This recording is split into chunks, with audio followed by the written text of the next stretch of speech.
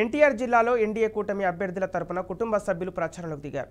కూటమి అభ్యర్థి వసంత కృష్ణప్రసాద్ సతీమణి వసంత శిరీష ఎన్నికల ప్రచారం నిర్వహించారు. కొండపల్లి కిల్లా రోడ్డులో తెలుగు మహిళలు, వీర మహిళలు, జనసేన, బీజేపీ పార్టీ నాయకులతో కలిసి ఆమె ఇంటింటి ప్రచారం నిర్వహించారు. అడుగడుగునా వసంత శిరీషకు మహిళలు శాల్వా కప్పి ఆత్మీయంగా స్వాగతం పలికారు.